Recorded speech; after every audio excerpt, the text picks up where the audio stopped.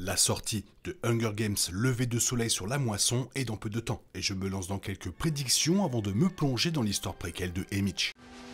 Allons. C'est l'heure de l'histoire, mon poulet au miel. On ouvre les petits volets. Cœur vaillant, œil sur la balle, on ne peut pas perdre. Ce livre entraîne les lecteurs dans le 50e Hunger Games, une compétition dont nous connaissons l'issue grâce à l'embrasement. Mais même si les circonstances entourant la victoire de Haymitch et son sort ultérieur sont déjà connues de tous, des surprises attendent probablement les lecteurs qui se procureront le nouveau tome Hunger Games. Ces surprises pourraient prendre la forme de caméos et de références à Hunger Games, mais elles pourraient aussi être intégrées à des choix narratifs inattendus. Si la fin de cette histoire est assez prévisible compte tenu de ce que l'on sait de l'histoire d'Haymitch, Collins a encore des moyens de maintenir l'intérêt. Mes prédictions pour le dernier opus de la série de livres incluent plusieurs clins d'œil intéressants à l'histoire originale, ainsi que quelques rebondissements par rapport au récit établi.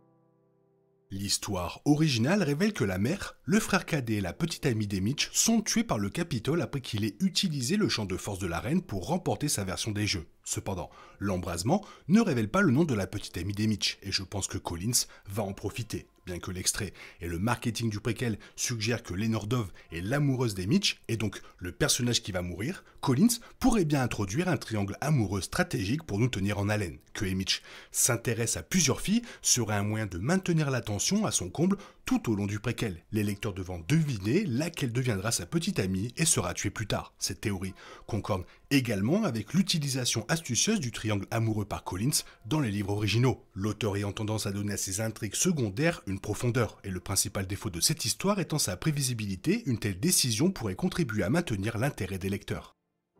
L'autre préquel de Hunger Games, la balade du serpent et de l'oiseau chanteur, suivait un Coriolanus Snow beaucoup plus jeune, nous montrant ses débuts au Capitole. À la fin du roman, les lecteurs comprennent mieux comment il est devenu président de Panem au fil de l'histoire de Katniss. Bien sûr, plus de 60 ans séparent cette histoire de la trilogie originale. L'ascension de Snow au pouvoir se poursuit pendant cette période, et je pense que ce livre le verra apparaître pour combler les lacunes. Snow est déjà président lorsque l'histoire préquelle de Haymitch commence, et il est sans doute impliqué dans la planification des deuxièmes jeux de l'expiation. Nous savons également qu'il sera responsable du sort des proches de Haymitch. Même si le livre ne devrait pas trop se concentrer sur le méchant, je suppose que nous verrons son évolution de près, plutôt que de simplement le voir de loin, aperçu par Haymitch. Cela offrira à Collins l'occasion de relier les deux histoires préquelles, lui permettant de s'appuyer sur les deux histoires.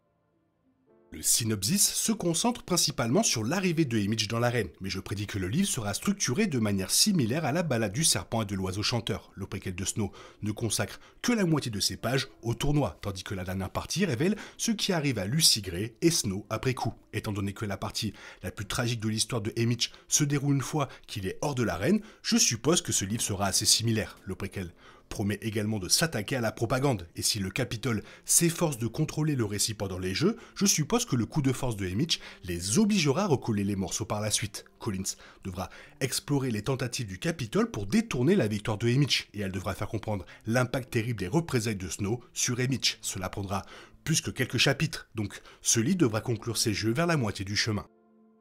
Lever de soleil sur la moisson permet au lecteur de mieux connaître Haymitch, mais le livre pourrait également s'étendre sur d'autres personnages du district 12 présents lors des 50e jeux. Cela pourrait inclure les parents de Katniss, car ils ont à peu près le même âge que Haymitch au moment du préquel, et vu le peu que l'on sait du père de Katniss, je suis d'accord avec l'hypothèse selon laquelle nous le rencontrerons lors de ce livre. Mettre en scène Monsieur Everdeen serait un clin d'œil sympathique à la trilogie originale, et cela pourrait même rendre son destin plus tragique avec le recul. Je ne pense pas que Collins doive nécessairement révéler un lien plus profond entre lui et Haymitch, car cela risquerait de ressembler à un retcon. Cependant, voir le père de Katniss en passant suffirait à faire comprendre à quel point tout dans la série de livres de Collins est lié, même à distance.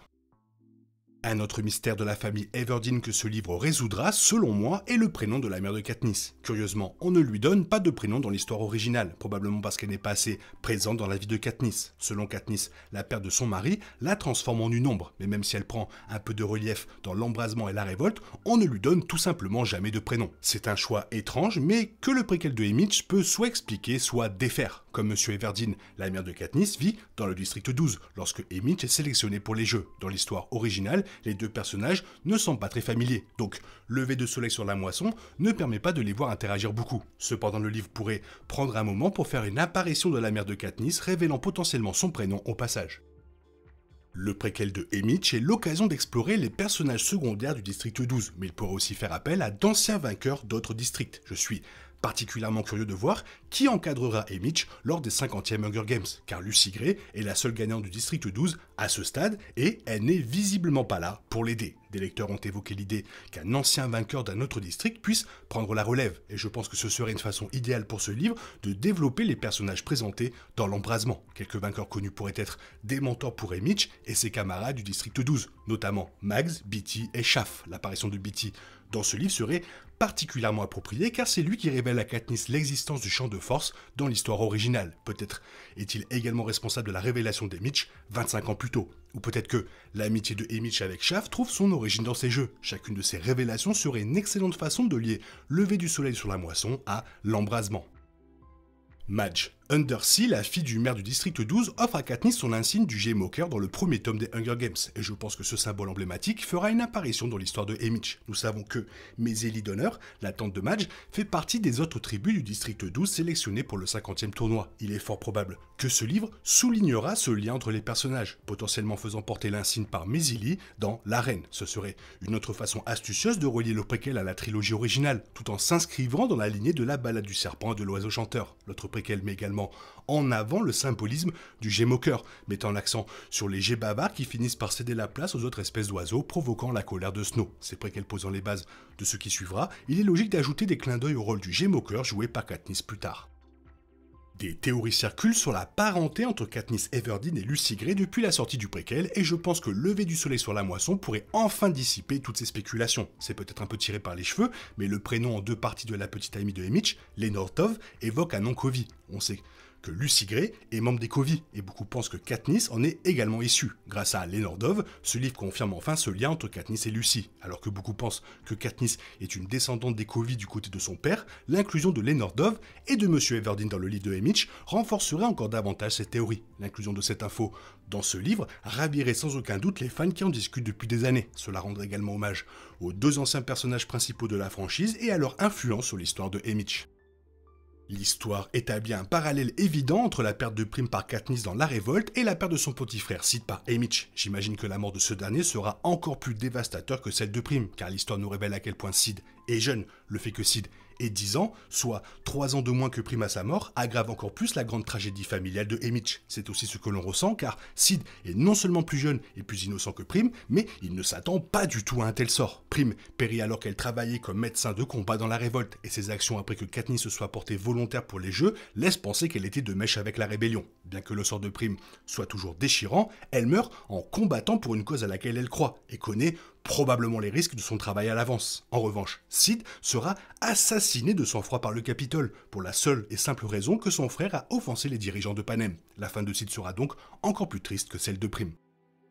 Lever de soleil sur la moisson pourrait rompre avec la tendance des Hunger Games aux fins pleines d'espoir, mais il existe un moyen simple de garantir que la scène finale du livre reste quelque peu exaltante, et je pense que Collins pourrait l'utiliser. Contrairement à l'histoire de Katniss, qui voit le Capitole s'effondrer, le préquel de Haymitch se conclura avec le Capitole toujours au pouvoir et le personnage principal du livre succombant au chagrin et à la dépression. Même le destin de Lucy Gray est suffisamment ambigu pour offrir de l'espoir, mais l'histoire de Haymitch manquera de cet espoir. La seule façon de changer cela est de terminer cette histoire avec Katniss et Peeta. Je suis convaincu que nous pourrions avoir un flash-forward à la fin de ces livres, nous ramenant au début du premier livre. Cela nous rappellerait que, même si Haymitch perd tout face au Capitole, il finit par contribuer à son renversement. Je suis également favorable à l'idée que le titre soit vu sous une sorte de montage, montrant la réaction d'Haymitch à chaque moisson après la sienne. Conclure avec Katniss et Peeta appelés relie parfaitement les histoires de Collins, tandis que ce livre prépare l'arc narratif ultérieur de Haymitch.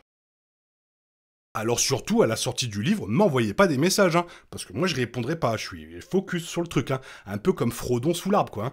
Bon voilà, sinon toi qu'est-ce que tu penses de tout ça? Fais-moi part de tes prédictions pour le livre dans la zone commentaire. Bisous bisous, bye bye.